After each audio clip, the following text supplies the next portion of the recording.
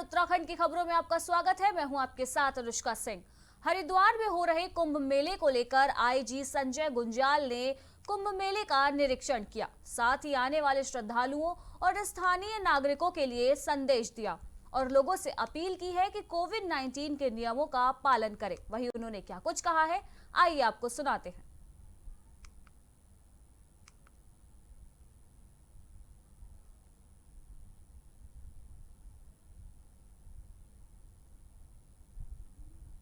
बारह अप्रैल, 13 अप्रैल और 14 अप्रैल ये 3 दिन लगातार हमारे स्नान पर्व है। 12 तारीख को आप जानते हैं कि दूसरा शाही स्नान, 13 तारीख को नव संवत का स्नान और 14 तारीख को बैसाखी के दिन तीसरा शाही स्नान है, जिसमें 13 के 13 अखाड़ों के द्वारा प्रतिभाग लिया जाता है।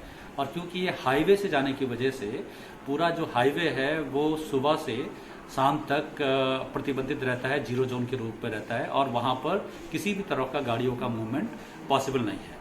इसीलिए हम लोगों ने जितने भी बाहर के एरिया है वहाँ अलग अलग पार्किंग प्लेसेस रखी हुई है जहाँ पर कि वाहन पार्क होंगे। और जो हमारा मेन हर की पैड़ी, ब्रह्मकुंड और आसपास के घाट है वहाँ पर श्रद्धालुओं के द्वारा उस दिन स्नान नहीं किया जाएगा, क्योंकि ये आरक्षित होता है सारे अखाड़ों के लिए। तो मेरी यही अपील है कि जितने भी हमारे बाकी घाट है उनका प्रयोग करें। और उस दिन क्योंकि शाम तक, इनफैक्ट काफ़ी लेट तक भी अखाड़ों के द्वारा स्नान किया जाता है, तो उस दौरान जिस तरह से हर की पैड़ी में आम दिनों पर जो पूजा या आरती होती थी और लोगों के द्वारा, श्रद्धालुओं के द्वारा वहाँ पर बैठकर आरती का लाभ, पूर्ण लाभ उठाया जाता था, इस पे थोड़ी तब्दीली रहेगी। क्योंकि उस उत्तर प्रदेश के पूर्व मुख्यमंत्री अखिलेश यादव कलियर पहुंचे, जहां उन्होंने दरगाह साबिर पाक में मत्था टेका और देश में अमन चैन की दुआ मांगी। इससे पहले अखिलेश यादव ने हरिद्वार महाकुंभ में पहुंचकर गंगा स्नान भी किया।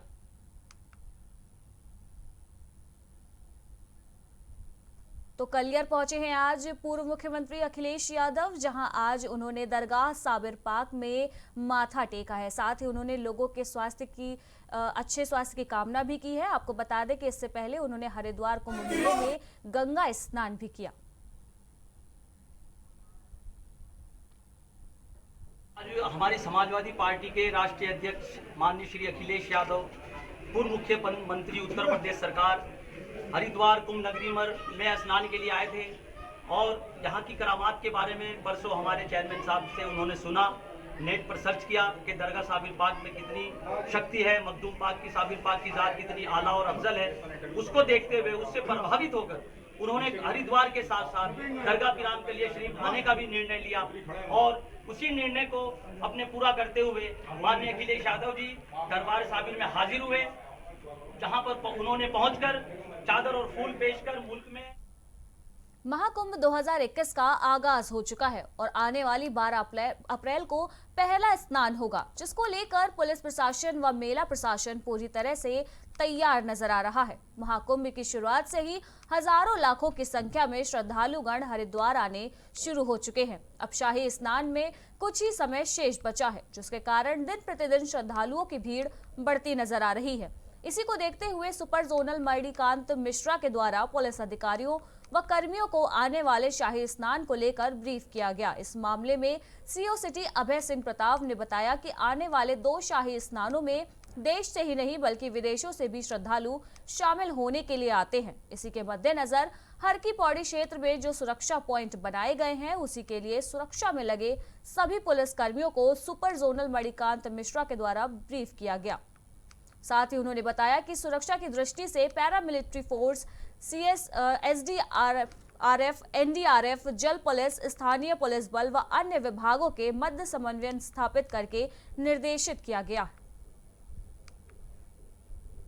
कुंभ के ये जो दोनों स्नान हैं, जैसे 12 को सोमवती अमावस्या और 14 को बैसाखी का स्नान, ये काफ़ी बड़ा स्नान है और न केवल पूरे देश से बल्कि भारतवर्ष से बल्कि विदेशों से भी लोग आते हैं इस स्नान में सम्मिलित होने के लिए। इसी के दृष्टिगत जगह जगह यहाँ पे कुंभ के सुरक्षा के दृष्टिगत और श्रद्धालु सकुशल यहाँ पे स्नान करें और वापस जाएं, इसके लिए जगह जगह पॉइंट वार ड्यूटियाँ लगाई गई हैं, उनकी पॉइंट वार ब्रीफिंग की जा रही है। आज उसी के क्रम में सुपर जेडो महोदय के द्वारा आज हर की पैड़ी पे सभी ड्यूटी जो प्रभारी है हमारे सब इंस्पेक्टर एंड अबव उनको बुलाया गया है और उनकी उसी क्रम में ब्रीफिंग और उनका फीडबैक लिया जा रहा है। चूँकि ये एक बड़ा स्नान है इसलिए इसमें चूँकि कई तरीके की मिश्रित ड्यूटियाँ हैं, इसमें होमगार्ड, पीआरडी, पैरामिलिट्री, जल पुलिस, एसडीआरएफ, एनडीआरएफ और लोकल पुलिस भी है। इसमें बाहर के जनपदों से भी हमारी पुलिस की ड्यूटियाँ आई हैं।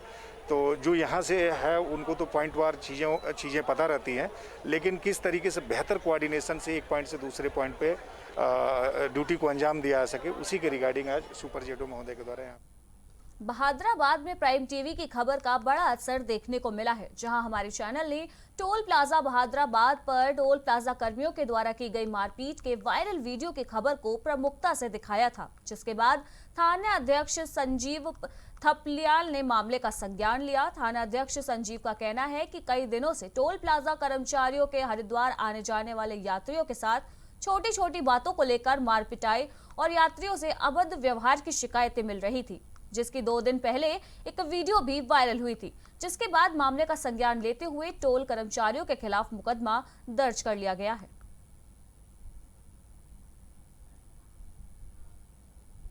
हरिद्वार में कोरोना संक्रमण के बीच महाकुंभ 2021 अपने चरम काल पर है। सरकार व मेला प्रशासन ने कुंभ मेले में कोरोना संक्रमण को बढ़ने से रोकने के लिए दिशा निर्देशों को भी जारी किया है, जिसमें 2 गज दूरी और मास्क लगाना अनिवार्य किया गया है। आपको बता दें कि सब इसके लिए संपूर्ण मेला क्षेत्र में पोस्टर और होर्डिंग्स लगाए गए हैं और सरकार मोबाइल ट्यून व अखबारों में भी बड़े बड़े विज्ञापन छपवा रही है। इन सब के बावजूद जिस विभाग पर इन नियमों की कड़ाई से पालन करवाने का जिम्मा है, उन्हें ही इन नियमों और दिशा निर्देशों की बखिया उधेड़ते हुए साफ तौर पर देखा गया।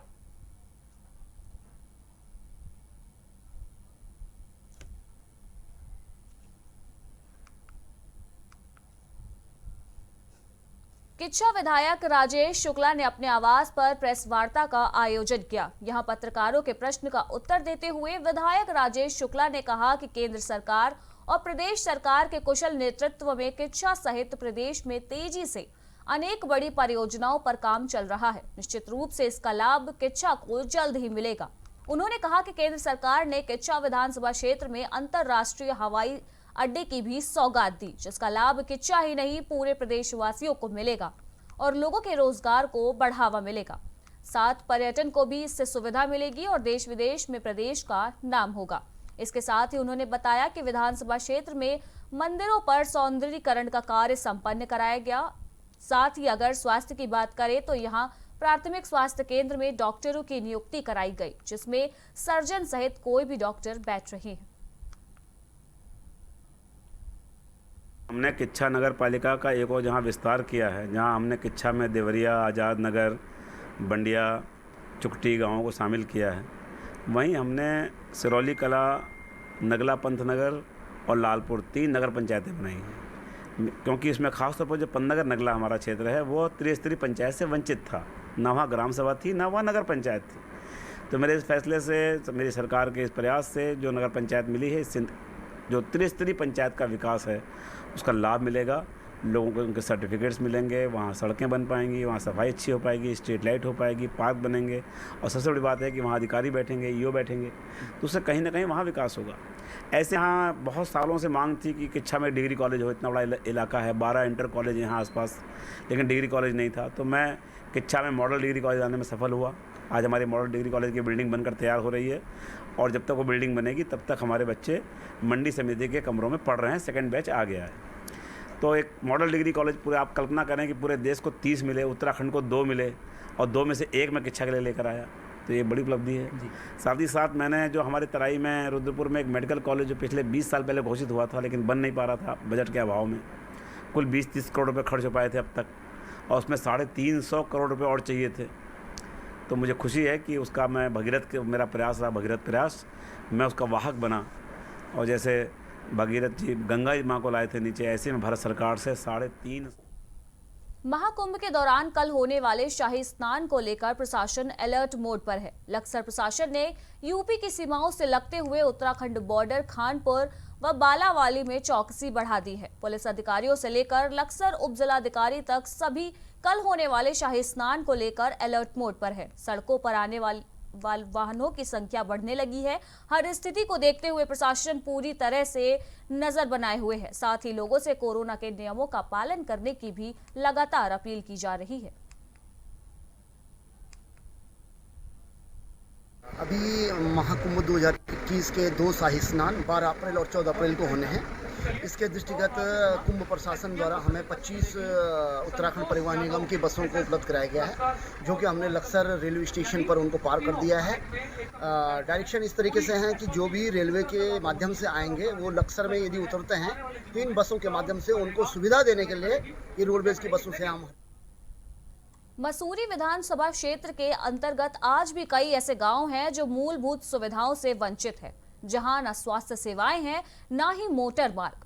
जहां पर मोटर मार्ग हैं वो भी इतने बदहाल स्थिति में है कि जिस पर चलना इस वक्त मुश्किल हो चुका है। सरकारी दावों की पोल खोलती बदहाल स्थिति से आज भी ग्राम वासियों में भारी आक्रोश है। वहीं समाज सेवी मनीष गोनियाल ने बताया कि वे लगातार क्षेत्रवासियों की समस्याओं से रूबरू हो रहे हैं और उनके निदान का प्रयास कर रहे हैं। उन्होंने कहा कि आगामी विधानसभा चुनाव में यदि क्षेत्र की जनता का आशीर्वाद मिलता है तो वह इस क्षेत्र को पर्यटन क्षेत्र के रूप में विकसित करेंगे और यहाँ पर खस्ता हाल सड़कों की दशा को भी सुधारेंगे। उन्होंने बताया कि इनके द्वारा कई गांवों में पैदल मार्गों का निर्माण किया गया है ताकि ग्रामीणों को आवाजाही में किसी भी प्रकार की परेशानी का सामना न करना पड़े और उनकी समस्याओं के समाधान के लिए कार्य कर रहे हैं। उन्होंने कहा कि वे ग्रामीण महिलाओं को स्वरोजगार से जोड़ने के लिए भी प्रयास कर रहे हैं। महिलाओं का समूह बनाकर उन्हें रोजगार परक जानकारी उपलब्ध कराई जा रही है। मैंने मसूरी विधानसभा के क्षेत्र में त्यारा, सिल्लौर में क्षेत्र में भ्रमण करा, वहाँ के लोगों की समस्या सुनी। समस्या को वहाँ रोड की हाल देखी, बड़ी बेहाल थी और वहाँ जितना भी मुझसे प्रयास हो सका तो मैंने कच्ची रोडों का वहाँ निर्माण कराया गांव को लोगों के साथ मिलकर।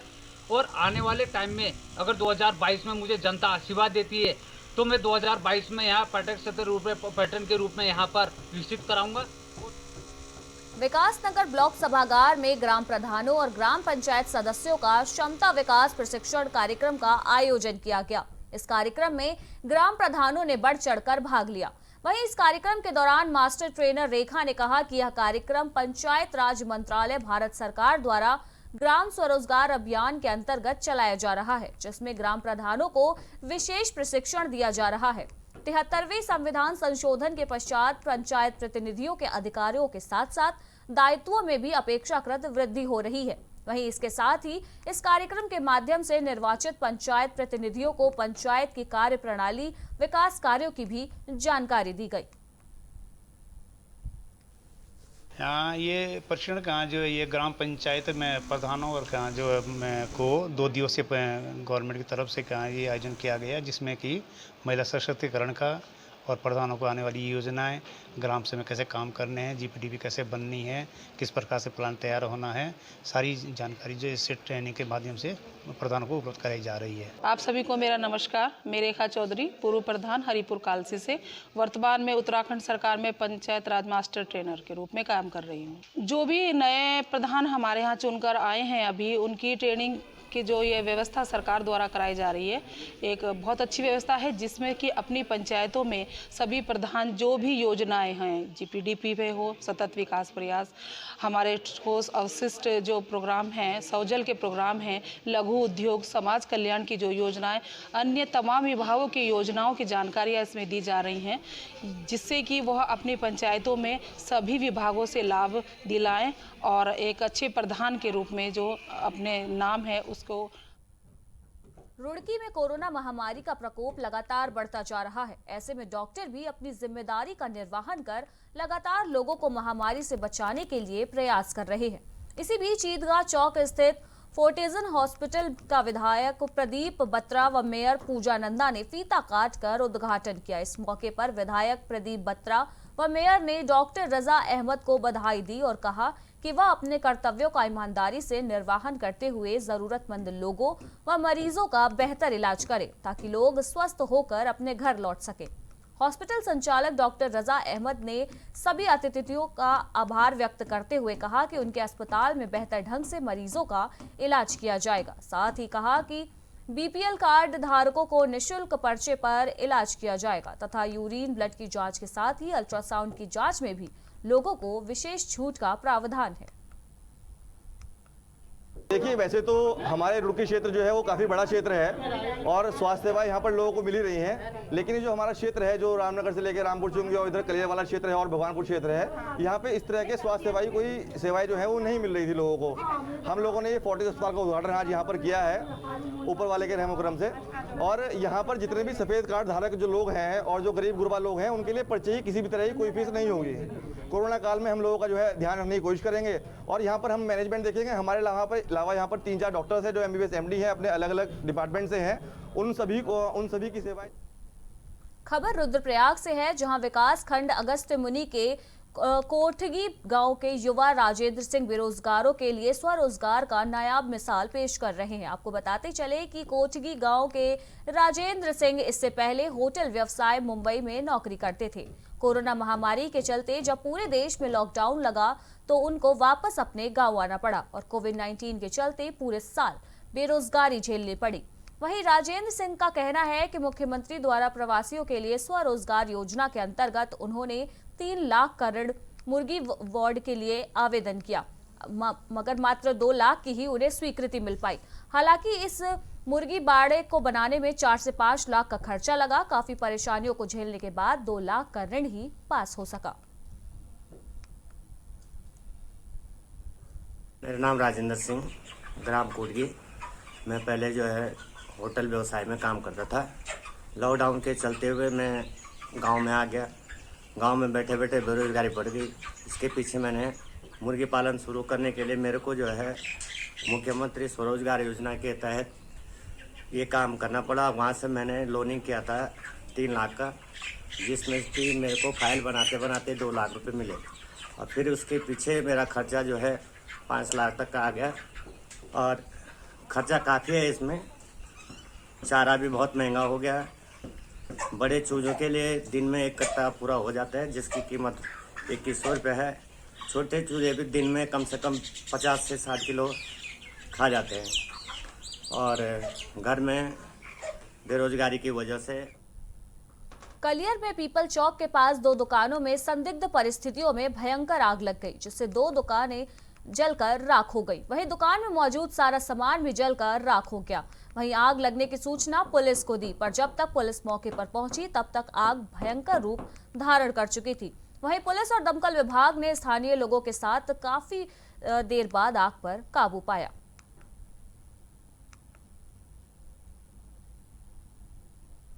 हरिद्वार में देर रात रानीपुर मोड़ स्थित हरि कृपा पेट्रोल पंप पर मामूली कहासुनी को लेकर 2 पक्षों में जमकर मारपीट हुई। बता दें कि पेट्रोल पंप पर स्कूटी में पेट्रोल भरवाने आए 2 युवकों ने पहले पेट्रोल डलवाने को लेकर बहस शुरू हो गई और देखते ही देखते मामला इतना बढ़ गया कि कहासुनी व मारपीट हो गई, जिसमें एक युवक गंभीर रूप से घायल हो गया। वहीं मौके पर मौजूद लोगों ने मामले की जानकारी पुलिस को दी, जिसके बाद सूचना पर पहुंची पुलिस ने घायल युवक को अस्पताल में भर्ती करवाया।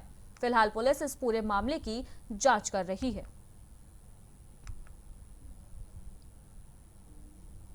चमोली के पिंडर घाटी बाजार में सालों पुरानी पानी की एकमात्र लाइन इन दिनों बिना देखरेख और सरकारी सहयोग के सूखी पड़ी हुई है। यहां बाजार में लोग विगत 5 महीनों से गंदा पानी पीने को मजबूर हैं। आपको बता दें कि असल में यहां सालों से जिस पानी की लाइन से पानी की आपूर्ति होती है वह लाइन किसी भी विभाग के हैंडओवर नहीं है, जिसके चलते यहां आए दिन पानी की समस्या खड़ी हो जाती है। वहीं व्यापार संघ अध्यक्ष रमेश चंद्र ने बताया कि अभी हाल ही में गढ़कोट में आयोजित डीएम जनता दरबार में यहां की पानी की समस्या का स्थायी समाधान की गुहार लगाई गई थी। व्यवसायी प्रकाश सिलोडा ने कहा कि जब तक मिंगंग धेरा बाजार के लिए कोई बड़ी पानी की योजना धरातल पर नहीं उतारी जाती तब तक ऐसी समस्याओं का सामना हमें लगातार करना पड़ेगा।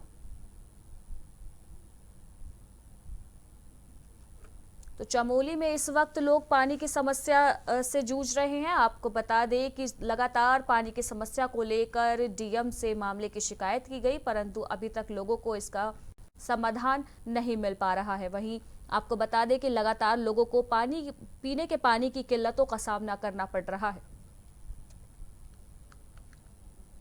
ऐसा है कि हमने माननीय विधायक जी को भी बोला था कि यहाँ पर पानी की बहुत ही परेशानी है, आप यहाँ पर विभाग को जरा निर्देशित कीजिए। तो माननीय विधायक जी ने हामी भरी, उसके बाद भी कोई कार्रवाई नहीं हुई।